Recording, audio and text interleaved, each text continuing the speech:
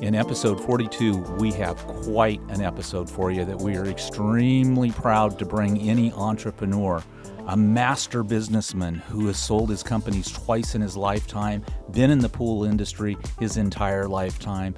Buzz Ghiz and Paramount is now a proud member of the Hayward family. Hayward is sponsoring this episode 42 of Buzz Ghiz, interviewed by Rick Chafey. You do not want to miss the next lifestyle event with Ask the Masters on February 27th and 28th. We are being hosted by Bazaza Tile, Laticrete, and Wet Edge, and we're going to get dirty. We're actually going to install paper-faced Bazaza Tile with the backdrop of Laticrete, all at the Wet Edge facility. Enjoy. I am Rick Chafey with Red Rock Contractors and Ask the Masters. We are in our Mesa recording studio at the Red Rock offices, and I've got Arizona industry icon for sure, but I actually, in my world, since I don't see outside of my climate as much, he's globally iconic to me in the swimming pool world, with his aspects of paddock pools in the past, his Paramount Industries currently, and now working with Hayward, his PACE program he's done for all these years and giving back to the industry since day one. So without further ado, I've got Buzz Ghiz sitting here in the old Red Rock offices. His current office is about a block from here, so we unfortunately or fortunately run into each other once in a while anyway. So give me a quick introduction to Buzz Ghiz, the synopsis of the life transformation of Buzz working for the family, running a family business, selling the family business, and going on. Kind of give us that quick synopsis. Yeah, sure. Yeah, the paddock Ghiz name in the pool industry goes way back. And actually, I'll start kind of with my dad in 1958. He actually was in the grocery business before the pool business and ended up selling that business and was in Arizona with a family of 6 little kids running around and said, gee whiz, what's the next for me? I said, man, Arizona's awful hot. He's coming from the Midwest now at this time. So he said, I think the pool business might be kind of a neat thing to do in town here, and did a little investigation and went over to California and investigated more, bought the Paddock franchise out of Paddock, California, bought it for the Arizona and parts of Nevada and little parts of Texas. So Paddock started here in Arizona, franchised out of California in 1958. Wow. Started at 24th Street in Camelback with about a 500 square foot office selling pools.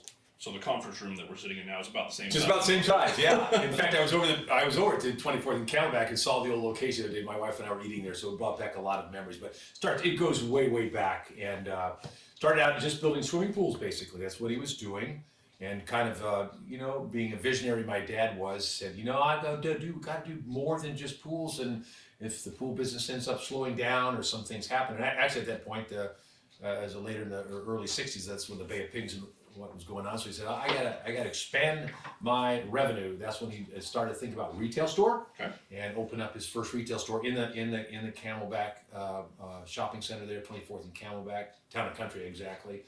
And then he moved on to the service side of it and started to growing from there. And he was always had the feeling that if you sold a pool, he wanted that customer for life. So sell the pool, have a retail store for chemicals, equipment, pool fund, furniture, whatnot, even have a service department, remodeling department. So that was his vision way back in 1958. Kind of accelerating a little bit, in 1964, he opened up Garden Town. And at that time, and I still think today it probably would, it was at 65th Street in Thomas, and it was sitting on 10 acres. And it had, Rick, I think it had 10 swimming pools, 5 spas. It was a kind of a destination location. And I got to tell you a quick story about that, which was kind of funny, that when he opened this up, again, sitting on 10 acres and all these outdoor pools, and it was somewhat similar to you always had a theory like a car lot. You go to a car lot, you get in a car, open the door, boom, he wants to touch it, feel it. And so he figured, I got to have a place where people can come out and see all sorts of shapes and styles and designs and even try out the pool for all that matter. Well, that's commonplace today in many places, but was that probably one of the first? I mean, that's bigger than most of the ones that are commonplace, but I think we got some local pool builders here that have their little pool center, and they've got 2 or 3 projects in there, and you guys had yours at Thomas there that had 5 or 6 little pools, and a real full-size pool. Yeah. 10 acres, we're talking, not only is that something to bite off on that wasn't like he had a model to follow. Like, oh, there's 20 other ones like this. Let me try one. That's pretty innovative. Yeah, it was And risky. and very risky, and it was a visionary, because you're right, it was retail store there, corporate offices, and of course this outdoor park, which again had, I don't know, 8, 9 pools and spas and whatnot. But the funny thing about it is, in the industry magazine, I don't know if it was Pool and Spa, but one of the industry magazines way back there wrote an article. I have that at the office. It said, George Ghiz is crazy, he'll go broke in less than a year.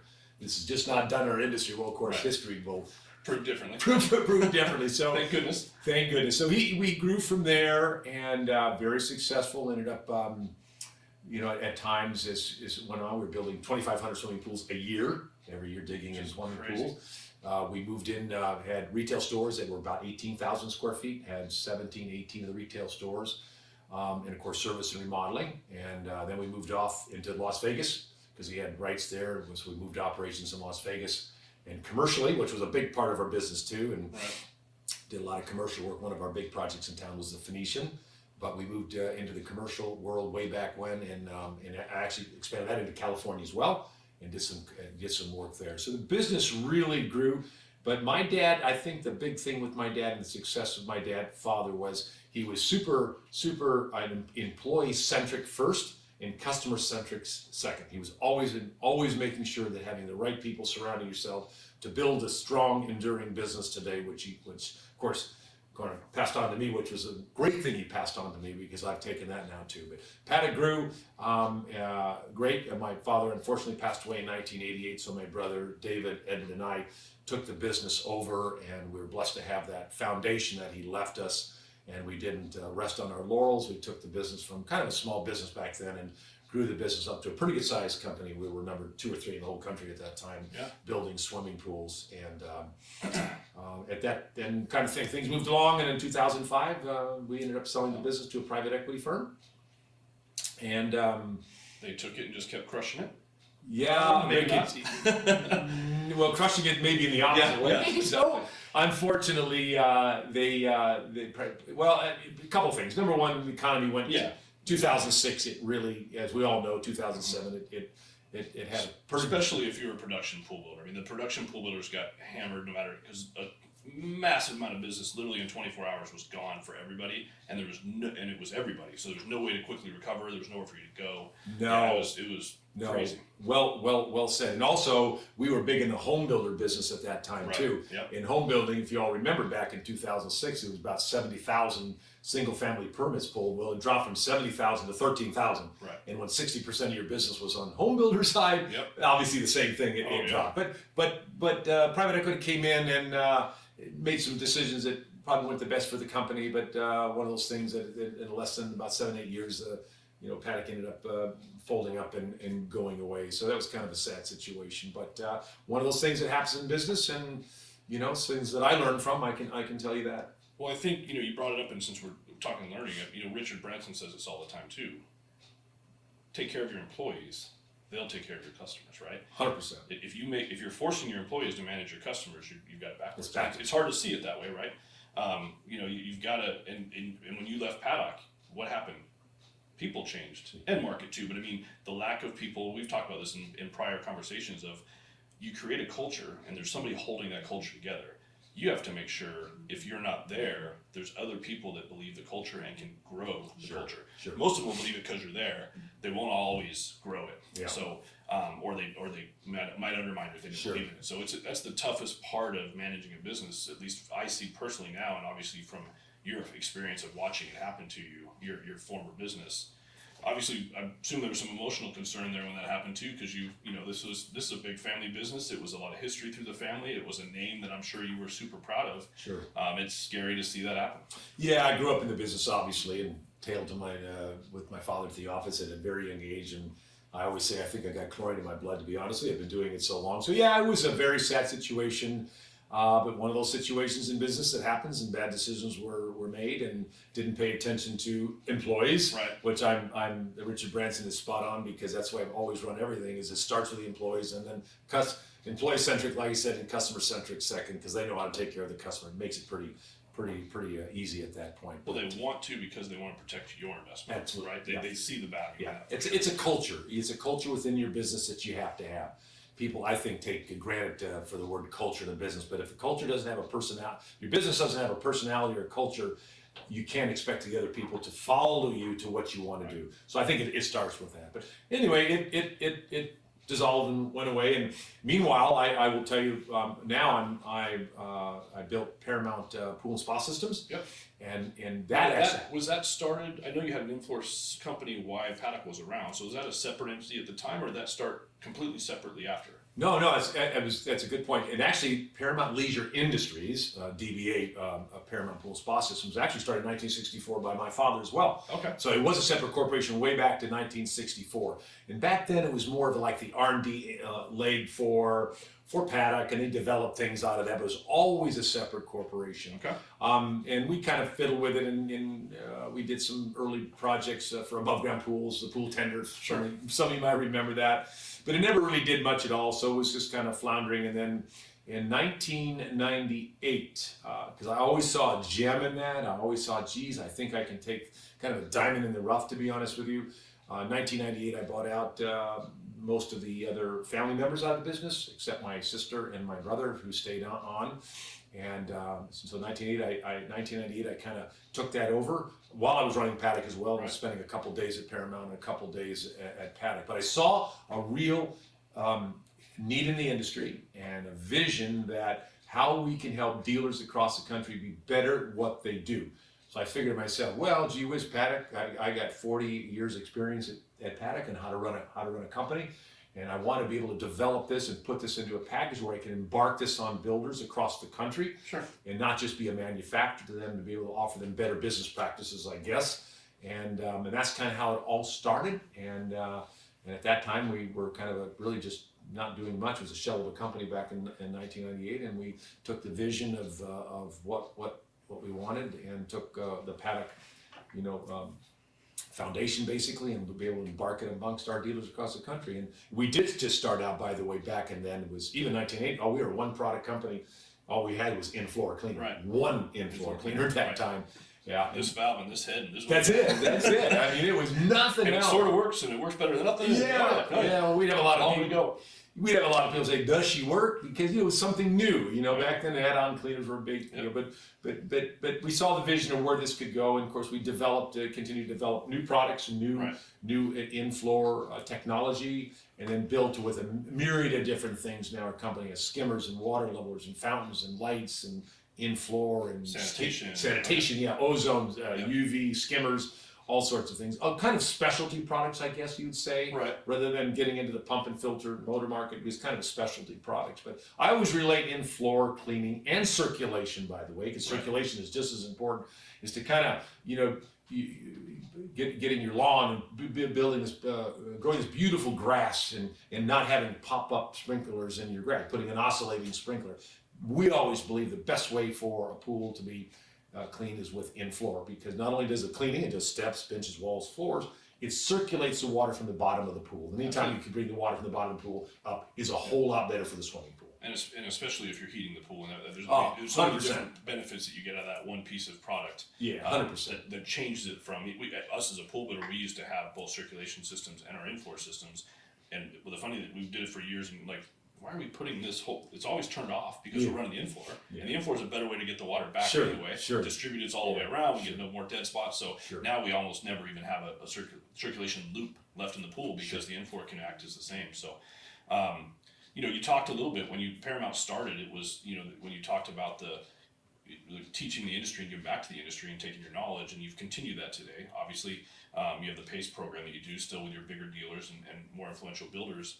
It's always been really important to me and amazing to me how, when I've been there multiple times now, we all come together, we take some of the smartest brains and maybe some of the dumbest like me in the same room, but we all have these different aspects of the industry that we learn from. One, we're just talking about service industry. I remember a guy doing a speech in there talking about you have the customer, you have their name, their number, and they have your product, and you're just going to hand that to somebody. Why would you hand it? control it, right? And so some people look at it and go, this guy was servicing 2,000 pools. He goes, why would you hand all these customers away? Like, you just don't think innovatively like that all the time. But we take all these different companies and put all their brains together and work together. I wish Congress and Senate would work that way, right? Oh, that'd be nice. That would be nice. But we don't get in a room and bully each other around. We literally go in a room and we're kind of taking the clothes off and saying, here's how I do it. And everybody can steal their aspects from it. But that's the point of this whole Ask the Masters project we're working on now is, how do we get the information to the industry and to people outside of our industry to recognize that these products exist, right? There's education in the industry. There's designers that actually have education in the industry. There's people working at levels high above what we've created as a somewhat bad reputation as an industry, right? The pool industry always is kind of dabbled. There's certainly great pool builders across the globe, but there's also a lot more not great pool builders.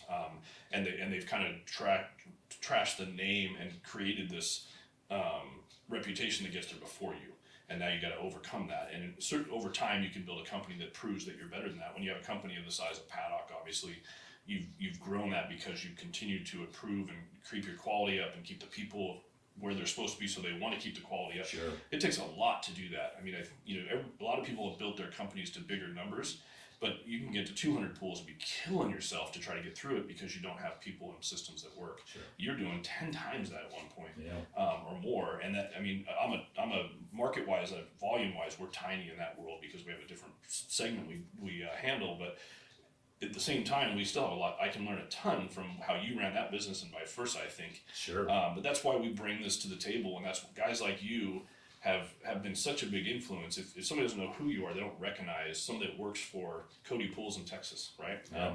One of the biggest pool builders, maybe actually number one for a number of years now after Yeah, Paddock. 7 years in a row. Yet he sits in a meeting with a bunch of us in Phoenix once a year, and it helps us understand how he's grown that business, and also learns from the rest of us. You know, these are iconic guys that you have been able to influence with your systems, even if it wasn't you personally, and helped our industry grow up, right?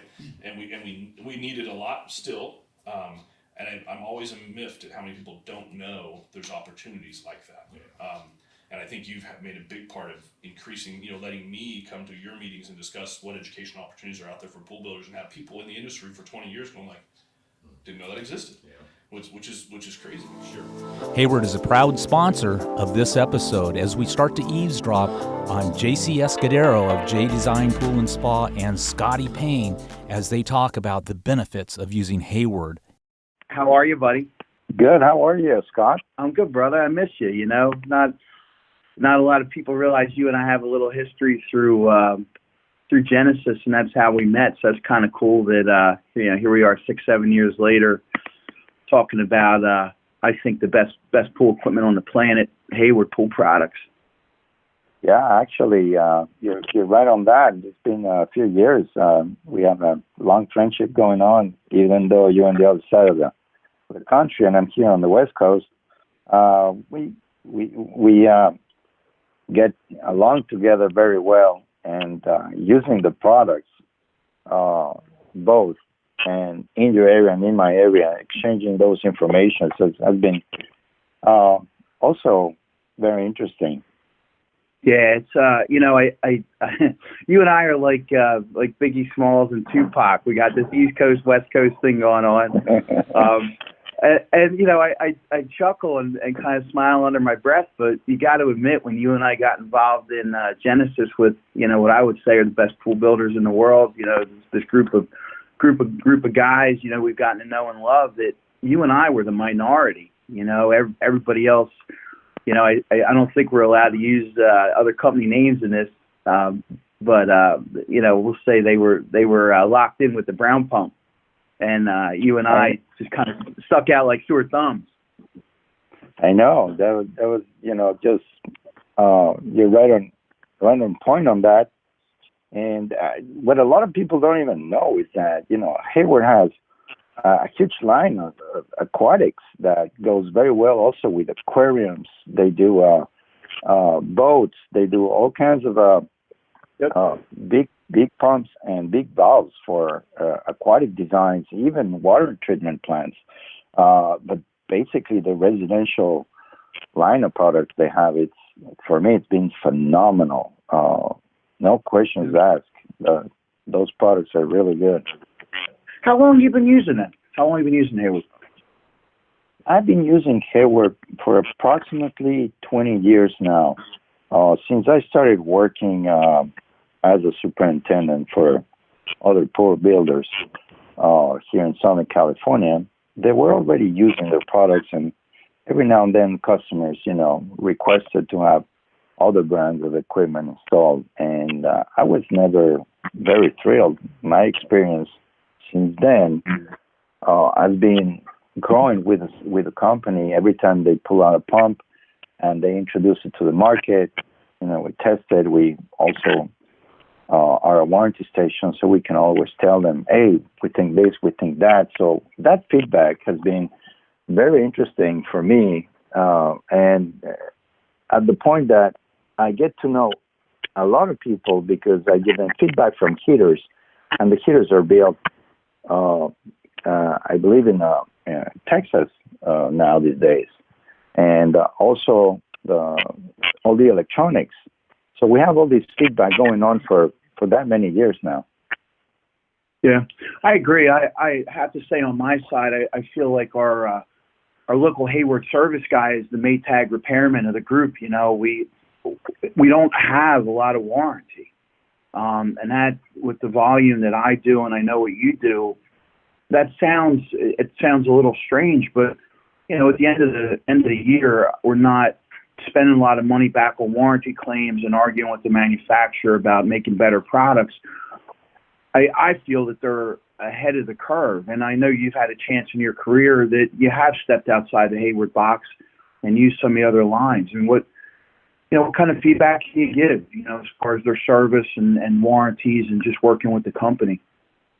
Yeah, the one thing that I've been always very impressed is that everything's so simple to install. There's not big manuals. There's no 38 pages you need to read. Everything's pretty straightforward. And the hydraulics that they already have in their pumps, in their inlets, the biggest strainers and the pumps, that sort of things just help, with overall circulation. And you have less issues with pumps, and specifically on that end of the equipment product line that they have. But if you go also with the electronics, they're very simple to program. They do what they're supposed to do, and they're not flaking on that. No, not at all. I say this all the time, that they are ahead of the curve, and their R&D is amazing, second to none.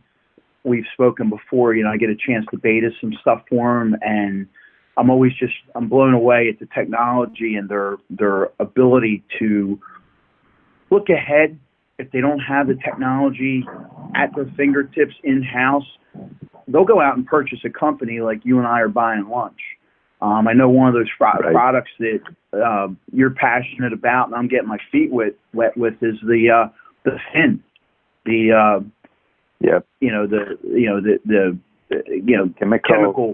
chemical control, or chemical reading on your phone, app based. Who'd have thunk it, right? Well, what's your experience been with the fin so far? Well, you were touching a point overall that Hayward it's reaching to all these industries, and because overall they want to have a whole company with an array of products that can handle everything under one blanket. That is a huge plus for me. So under the same blanket, you have the line of products, we go from filters, heaters, pumps, automation that we just talked about, and now they just have on board the fin, which is basically a floating device that is monitoring 24/7 your chemistry on your pool, and you get an app with it, and you get customer service, and you have also 24-hour support. You can text them and go like, "What's going on with my fin?" And they'll tell you, or troubleshoot it. You just need to connect it to the internet, like everything we have now these days needs to be connected, and it will communicate. It will give you the hands-on information of what's going on with that pool. And in our application, I found that very valuable because we can give this to a customer, and on a critical phases of, the beginning of startups and the plaster procedures and all that you do at the beginning with this pretty expensive pools that we are blessed to have and fortunate to build, make a difference, because I can monitor, I can see what's going on with the pH, with the cyanuric acid, with sanitizers, even the alkalinity, the thing can read it. So I think it's a big asset to the company. I think it needs a little bit more integration with the Omni, but I think that for sure is going to come in the future. Dude, you nailed it. Somebody spends, 6 figures for a pool, and then, you wonder what the chemistry is the first 28 days of operation, and you and I both know that's where a lot of your problems come in. You had mentioned the Omni Logic. I'm always in awe of the performance of it, the connectivity. Mm-hmm. How long you been on the Omni? Did you stick with the Pro Logic for a while, thinking maybe this Jetsons style technology wasn't going to take off? I know. Actually, no. First time it came out, I said, I want that in my pool. So I basically, like you said, beta test stuff, and I do it in my own backyard. And I can see what's going on with it. I'm extremely happy with it. I've added things, here and there, changed settings. One of the most user-friendly panels that you can have in the market, because you'll get an email from Hayward, and I'll tell you, hey, there's a new update. You go online, download a USB into a small USB. You download the upgrade. You go back to your panel. You plug that USB. You tell the panel, please update, and it's done in 30 seconds. And you will have more features. You will have more control, and all these updates are an added value to the client, because he doesn't need to pay a dime for it. Every time there's an upgrade, every time there's something, the panel doesn't need to be changed. You don't need to call an electrician again to change all the wiring because it's obsolete. This will not be obsolete. Never. I don't know what's beyond the Jetsons. Both really committed to and absolutely in love with. It's just an absolute pleasure, man. I can't wait to see you at Ask the Masters in Mesa, Arizona. You got to love those guys. And I'm on the island out here. I'm East Coast. So anytime I can leave in February, get a little bit of sunshine and give Dave Penton a hug is going to be a good day, and see all my boys. And you're on that list, man. I just can't wait to see it. Oh, same. Bring your bathing suit. It's probably not going to be as cold as home. I really appreciate, and thanks for the invite. Looking forward to seeing you over there, and say hello to the family. Take care, my friend. Give Liliana a hug for us. Take care. Will do. All right. Take care.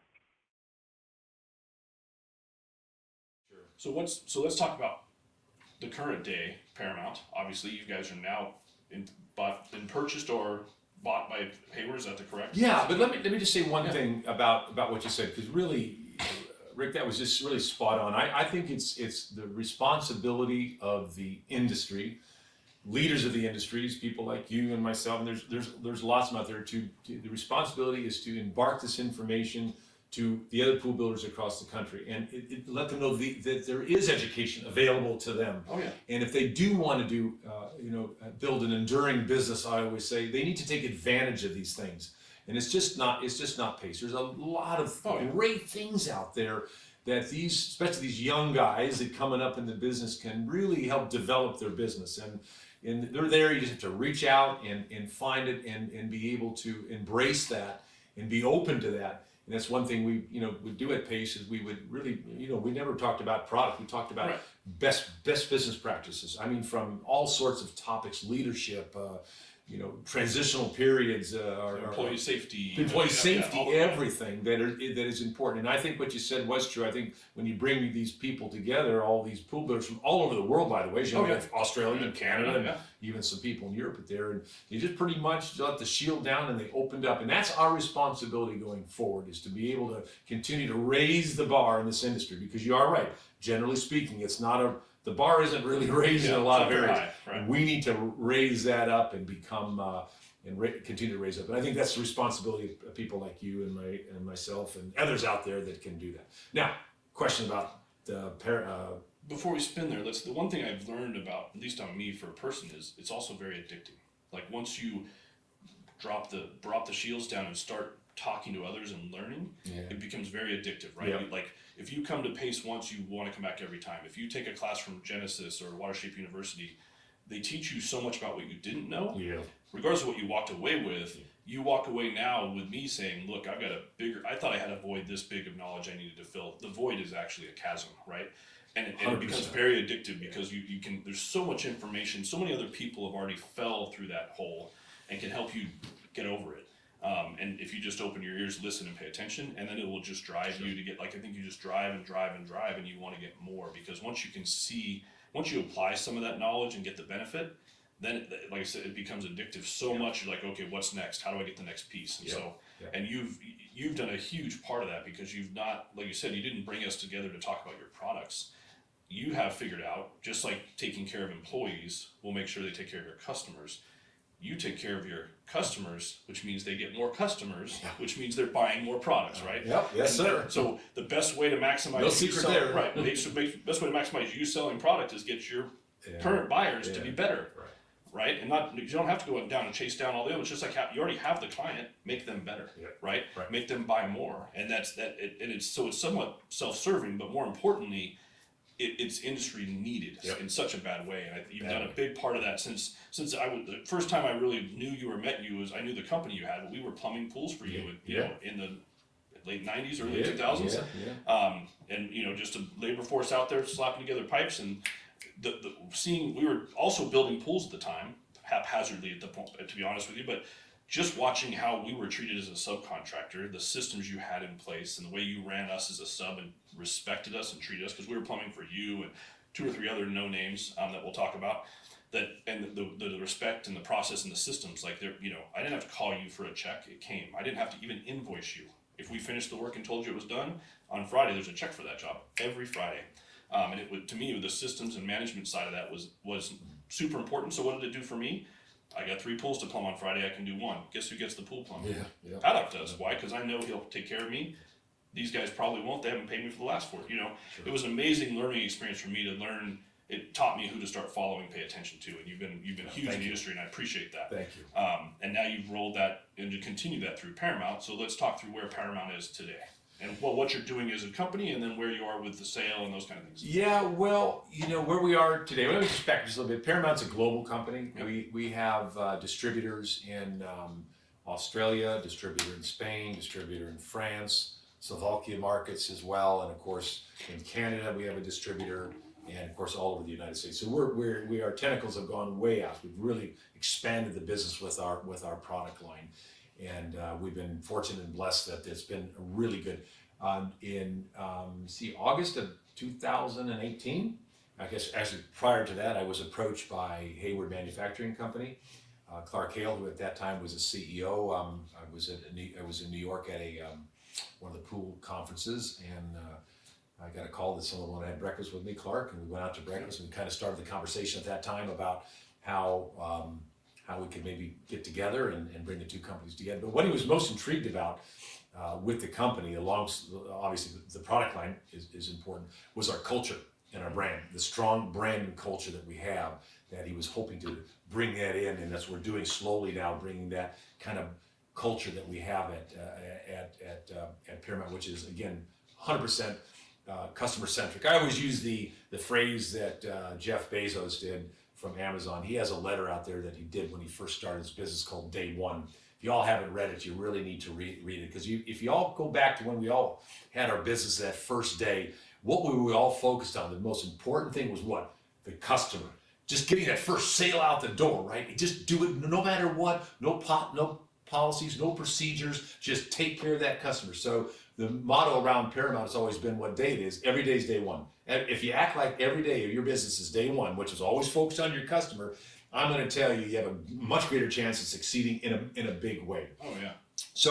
So we got to, Hayward, we had a lot of discussions back and forth, and I did a lot of investigation. Hayward was a great super company, been around for, I think as long as past 60, 70 years, started by the Davis family way back when, a family business. And of course I have 2 sons and a daughter, but my daughter, lives and works in California in another industry, and my 2 boys were in the business, and we had lots of family discussion and talk and meditation and whatnot. And once the boys decided now they wanted to kind of blaze their own trail and do something else, something different.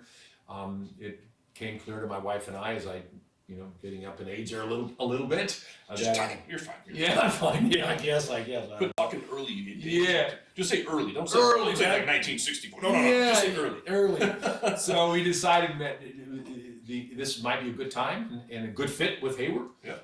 Again, coming from they were a family business. They were bought out by a private equity as well. So we got together and we, Hayward ended up acquiring us and closed in August of 31st of 2018. Okay. So now we're part of the Hayward organization. And ideally, it sounds like the intent between them is they saw power in the organization and product, but also let's infiltrate the culture, right? The culture was the strongest piece of your business that they saw they could, to bring back to them, right? Because they can get the money out of the business, right? They're selling products, products, but to be successful and to increase their benefits was look at the culture of this guy is, look at the people that follow him. That's what I mean. When I look at you as a company, as a firm, as a person, I look at how many people want to follow and listen to what you're bringing to the table, whether it's you or who you brought to the table, but with pace, with what you've done as a company, as your companies have come and sold. You just bring so many people to the same place to get better. Yeah. And it's pretty amazing. Yeah, no, I think so. I think the culture was, from Clark's standpoint, was a really big deal, and he was amazed with the relationships that, to me, go way beyond business. By the way, I think when you build a relationship, whether it's with a customer, end user, or in our particular case, a pool builder, right. It's got to go beyond just business. Yep. Anybody can do business with anybody, but it's got to go beyond that, and it has to be genuine, and you have to build it. So he saw the culture, and he also saw the very strong brand of the Paramount name. It's a very strong brand in our category, the inflow, skimmers, and sanitizers and whatnot. So I think when he saw that, and they also had a lot of categories in the product that they didn't have that we had, right. that would fit synergistically within their business. Fit right in. Right. So I think when they saw that, and the Ghiz family felt real comfortable with Hayward, and felt comfortable with the management staff that they had, we came together, and now we're married, we're brother sister. Yeah, awesome. Yeah.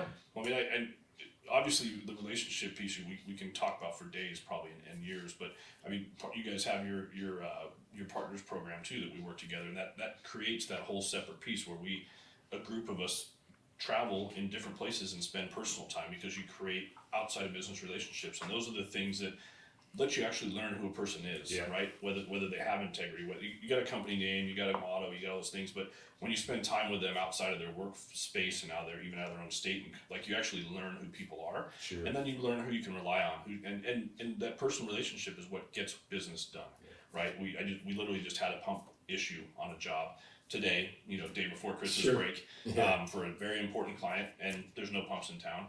But I can get a hold of my rep. I'm a personal relationship with my rep because we spend time together, we talk together, and she services me.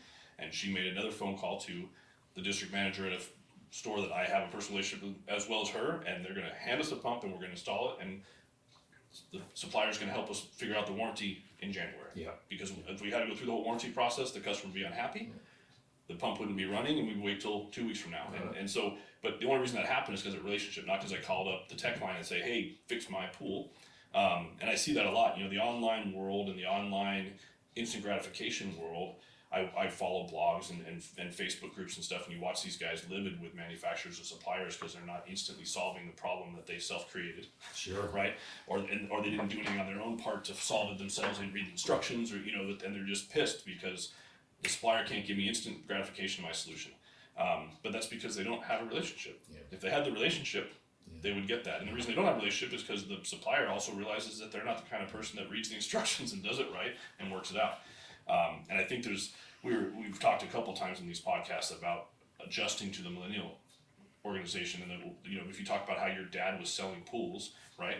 He actually put the pool park in so they could see the pool. Today, they buy houses without ever seeing the house. They buy cars and it gets delivered to their house, right? Because they're on their fingers. That's pretty. They get all their specs. They can cross-check every single price, every single spec, and push a button. And lunch just got delivered in 5 minutes. And they're Different world. And the whole world's gonna. If we want to learn from each other, there's gonna be a few people out there that are gonna be more dynamic and more risky and build the first pool park or build the first virtual pool park. Virtual pool park. That's right. And we're gonna have to learn from that, and that's what that's what it does to create these relationships and go to these learning experiences, because there's gonna be a few key leaders that are gonna be first adopters. Yeah. The rest of us will sit back and go, maybe not, but we'll watch them be successful and we can learn from that. Yeah. But we're all gonna have to keep doing that to get our labor force to want to work the way we want them to understand the customer, how they're gonna buy, and how to get the word out. We've learned, we do a podcast and we sponsor we get our podcast sponsored. The reason they get sponsored is because they get results. Yeah. Because now there's basically a TV channel for any type of interest you might ever have, from swimming pools to sailing to in-floor cleaning systems to cars to guns to politics, whatever you want to have. There's literally probably a dozen TV stations that can be directly to you, and now you can pick it when you want it and you want to watch it. It's not noise in the background. And so we've learned too that we can get direct to industry instantly with information and provide them an immediate response and immediate results out of even marketing or advertising dollars, because they're literally, as we sit here today, if they had interest in Paddock and what Paddock does and what Paramount does and Buzz Ghiz, they've now learned a lot about the systems. They know that Hayward's now involved, that they're already at Hayward, like boom, boom, boom, we've just turned them into a customer. Yeah. So, Sure. And we've got a nobody else is listening. There's not noise in the background on the way to California in the backseat of the car like we were used to as kids, right? Yeah. The kids For are in the back, Yeah. looking at stuff they like, Yeah. which allows more feed of stuff they like. We can so target this stuff, it's crazy, and this is part of that. So, what else is new with Buzz? What's the plan in your future? Obviously, you're going to be with Hayward and Paramount for a while, but what makes you tick? What do you want to do when nobody's watching? What does Buzz like to do on his own? Oh boy, when no one's watching. Well, Wow. let's clean it up. Let's say somebody's watching. Clean that up. Yeah, let's say someone's watching. Well, I'm not a guy with a lot of hobbies, because work and has been my passion, and really not 100% proud of that, because I really wish I did take up golf or did something. But I enjoy working out. I think that's important as we, get older, is to stay in best shape we possibly can. Family for me is obviously first and foremost. I spend a lot of time with the family and want to do that as I go into my next chapter. But I still have a lot of gas in the tank. There's no question about it. A lot of energy left, and I'd love to continue in the industry and be able to give back in different ways. I think that's kind of my next, I guess, is what's that next? And I want to mentor. In fact, it's funny. I got a phone call the other day from a young guy out of Florida. That's one of our dealers, and he's just starting his business and really growing exponentially, just moving it very quickly. And I spent about 2 hours, and he called me right out and said, "Buzz, I need some help. What do you think?" And I really enjoy that. I want to be able to give back to the industry that was so good to myself and my family for so many years, and I think I can do that. I think I can have an impact on this industry and give back my experience of what it takes to run a successful, enduring business. And so that's what I want to do. I think that's my next. And I will continue to work out. I want to travel some more. I like traveling. We went on some trips together, that. So we've been around the world a couple times to different places together. So we want to do some traveling. And philanthropic thing is very important to me. That's the next thing in my life. I'm working on the board of Phoenix Children's Hospital. Awesome. And I want to... Nothing better. Children's always been near and dear to my heart. And I figured something like Phoenix Children's Hospital has a lot of tentacles. It goes throughout the world. And so I'm a part of that now, and thanks to actually my son Nick, who was the impetus behind that, kind of pushed me to that. So that's next for me, and continue to run Paramount, and with the same energy and integrity and trust that I've done for a while, and continue to move in that direction and continue to build a business. Well, I can attest to your mentorship. You've been mentoring me without even knowing for years, right?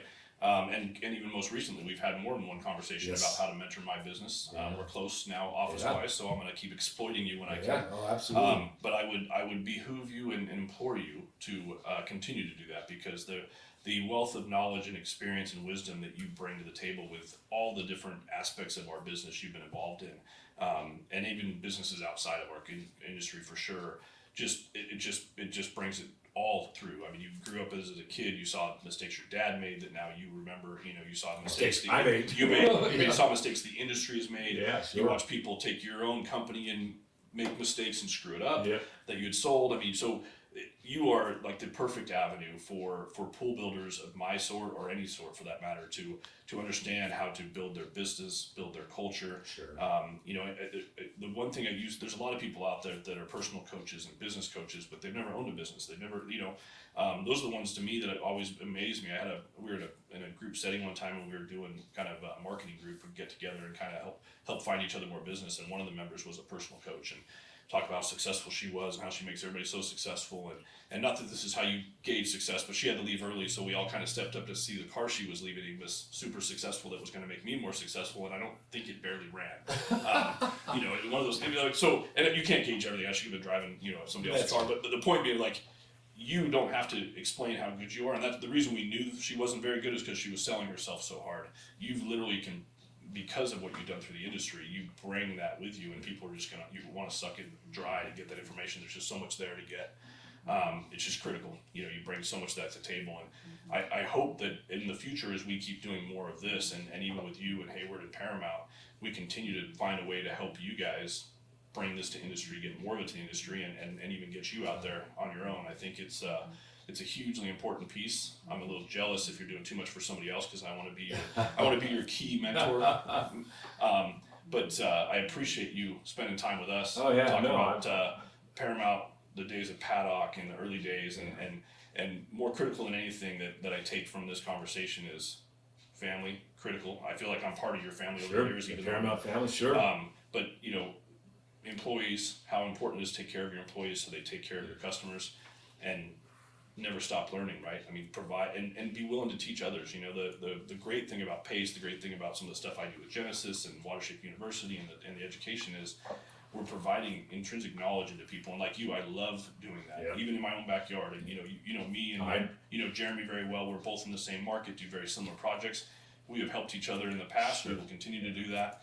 The best thing you can do is make friends of your potential enemies, because you'll work together in the future and probably not step on each other as much, and you'd be surprised how well that benefits you in the future. There's nothing wrong with teaching others your solutions to things, because it brings them up, and now it makes the playing field more even anyway, right? So it's kind of, it reminds me of the story when I first started PACE. I think it was 1999. I think it was 1998. And I had really just gotten it. 1998 it was July 1999, and I didn't know many of the dealers, but I always wanted to take this 40 years of paddocks, just all this knowledge, and be able to dump it into these dealers. And we invited only 20 of them, and I didn't know any of them, by the way. And they all wondered, what is Buzz? What are we flying out here for? I flew them all out. What is he going to do? What's he going to happen? And we just did a complete paddock brain dump, and they were like amazed, because never has anybody shared anything in our industry.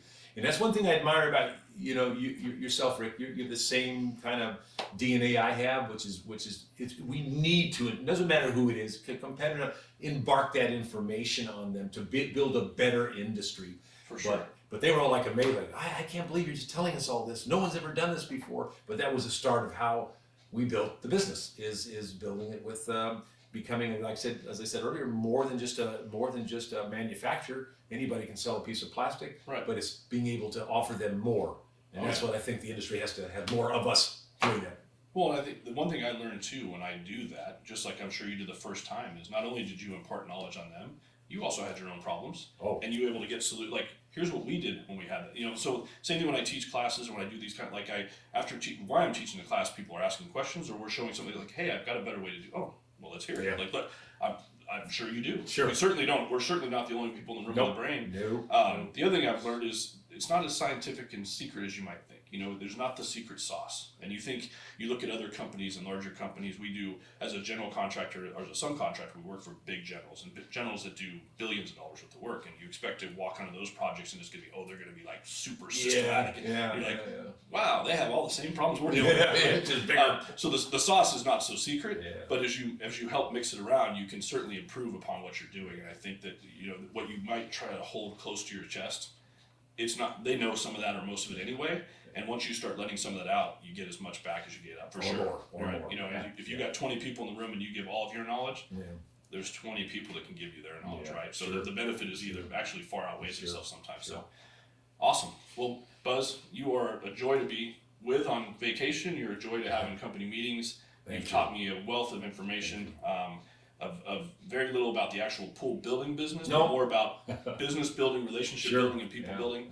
And I'll never forget that. Well, thank you. I appreciate you coming in here Yeah, today. my pleasure. I wish you all the luck with your future plans of mentorship and working out. Sure. But obviously with Hayward and Paramount, we love that working with Paramount, and they've always been a great partner of ours, and so we hope to continue that relationship through time. Well, thank you. I hope you invite me back. Maybe we could do another topic on something. I like to share some more stuff. So anytime you want me to, as you said, we're just a rock throw away. So I'd be happy to you start writing down topics. We'll start scheduling time. Well, I will. I have a great topic I'd like to talk about sometime about building a business. What I think it takes to build a successful business. We could just hone in on that. That would be fun someday to embark on that. But we will do it. I would love to do that. Absolutely. Awesome. All right. This is Rick Chafey and Buzz Ghiz. We're with Ask the Masters, and we are headed out. Ask the Masters is dedicated to educating, mentoring, and designing a better workplace for the swimming pool industry and their families. Please take a moment to share, like, and review our content with all of those that would be interested.